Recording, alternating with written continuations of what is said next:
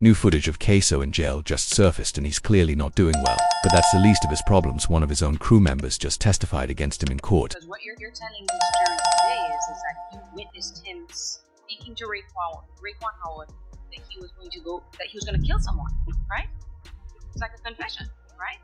Ksoo is facing life in prison and might even receive the death penalty. Let me explain. The betrayal cuts deepest when it's your own blood turning against you. Things are looking grim for Ksoo. Jail footage shows him in rough shape, clearly exhausted as he faces two murder charges, one for Lil Buck and one for Bai. The trial for Charles McCormack, aka Lil Buck, began in July 2025 after several delays, with jury selection starting on July 21st. From the start it was clear this wouldn't be an ordinary trial. The case was so complex and volatile that separate juries were chosen for Ksoo and his co-defendant Leroy Whitaker, aka ATK Scotty, showing how deeply their fates are connected and how serious the situation is.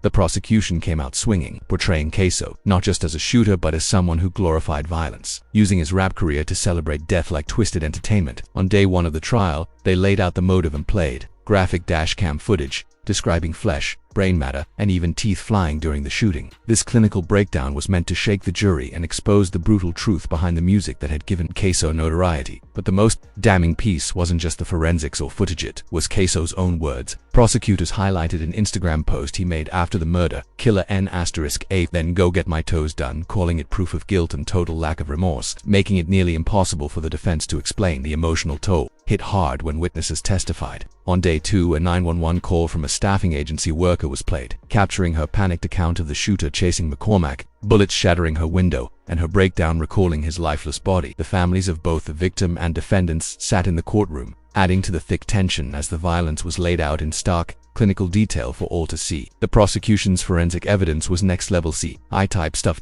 How modern science is now being used to tackle street-level violence. Expert Jason Lam presented 3D scans comparing the suspect's body types to the dashcam shooter, ruling others out and implicating Ksoo based on body shape and movement. This wasn't routine police work, it was cutting-edge forensic tech solving what looked like a street execution. But the prosecution's most powerful weapon wasn't the science, it was human testimony from Ksoo's own circle. Dominique Butterbana, the getaway driver who took a plea, testified about stalking McCormack over a diss track and dropped a bombshell about a phone call where Ksoo allegedly admitted he intended to kill. That's how it all unfolded. Don't know. They knew The state, how important that statement is, right? Because what you're telling this jury today is that you witnessed him speaking to Raekwon Howard that he was going to kill someone, right? It's like a confession, right? The revelation about the phone call was especially damaging since it hadn't been disclosed to the defense during depositions, raising serious concerns about prosecutorial conduct and exposing how grimy the legal game can get. This surprise evidence led to heated clashes between lawyers and made it clear that even Ksoo's supposed day ones were ready to flip to save themselves. Bana's cooperation deal laid bare the harsh reality of the justice system and how loyalty gets tested when you're facing forever. Under the agreement, Bana pleaded guilty to second-degree murder in a related case and could get 20 years instead of life for cooperating. 20 years versus life. That's the kind of cold calculation that forces even the most loyal street soldiers to reconsider where their loyalty really lies when a lifetime behind bars is on the line. The defense fired back with force, challenging every piece of evidence and attacking the credibility of the prosecution's witnesses. Like lawyers who knew their clients' lives were on the line, they pointed out inconsistencies, especially around the shooter's height, and framed the prosecution's witnesses as self-serving snitches saying anything to shave time off their own sentences.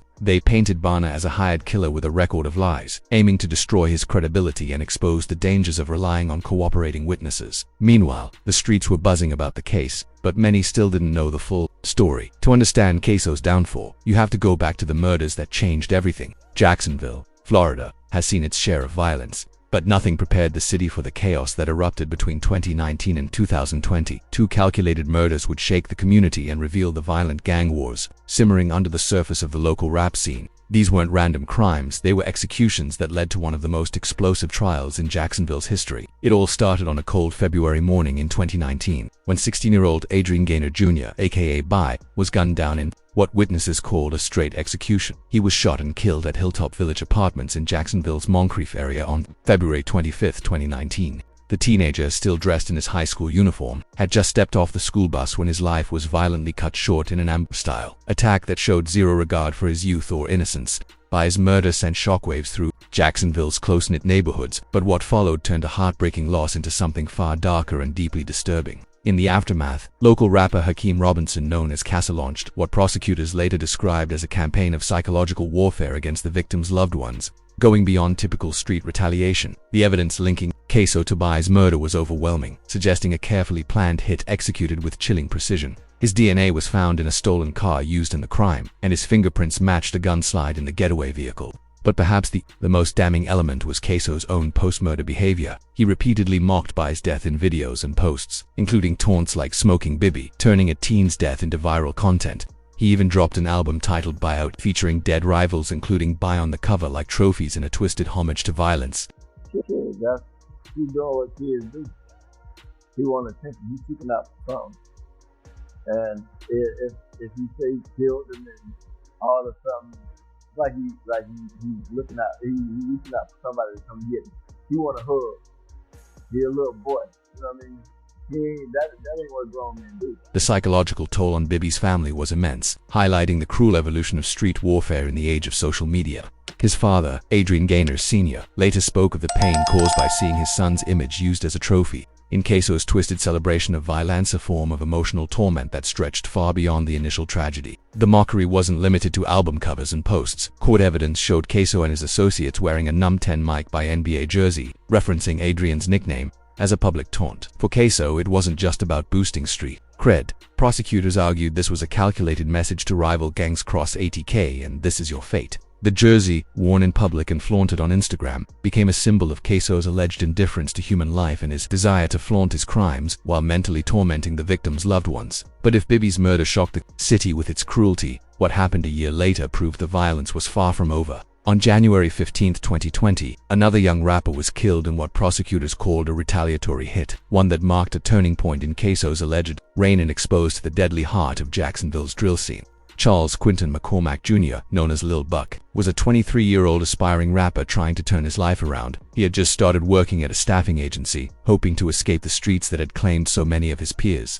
But his past ties and role in the local rap scene would prove fatal. On January 15, 2020, Lil Buck was ambushed and killed in broad daylight at Dames Point Plaza on Merrill Road in Arlington, Jacksonville. Prosecutors called it a calculated execution carried out with the precision of trained killers. An off-duty officer witnessed the shooter standing over McCormack and firing multiple rounds from a rifle. Execution style, cold, deliberate, and without hesitation. Prosecutors said the motive was revenge at its most personal. McCormack had released a diss track mocking the death of Willie Addison, aka Boss Gun, Ksoo's half-brother and a respected ATK member who was gunned down in January 2019 outside Paradise Gentlemen's Club. In that world, mocking the dead crossed a line that demanded blood. The evidence in Lil Buck's case was even stronger than in Bibi's, showing how law enforcement had adapted and built tighter cases against Jacksonville's drill scene. Dashcam and surveillance footage captured a masked shooter chasing Lil Buck, and prosecutors argued it was Ksoo, backed by forensic analysis that used 3D body scans, stride length, and movement patterns to match his physical traits.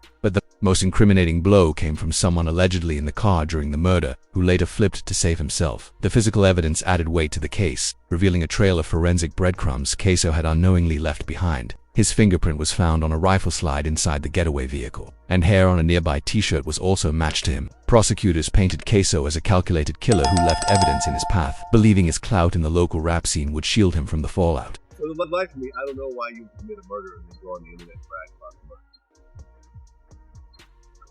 It just makes absolutely no sense.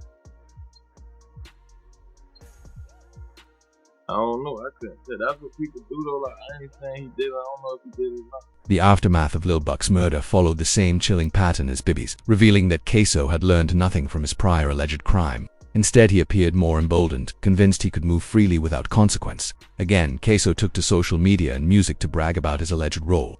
With prosecutors pointing to posts they argued were thinly veiled confessions masked as art.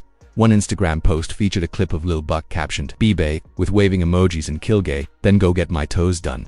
A disturbing display of cold-hearted mockery. This wasn't just criminal behavior, it was calculated cruelty, using violence as a form of branding. Ksoo didn't just accept the streets, he used them to entertain his followers and boost his image. But perhaps the darkest part of both murders was how they were celebrated in the drill rap scene. turning real-life killings into viral content. The Jacksonville Sheriff's Office later compared these posts to modern gang graffiti, inciting more violence, flaunting illegal weapons, and generating profit for both the artists and the platforms spreading the chaos.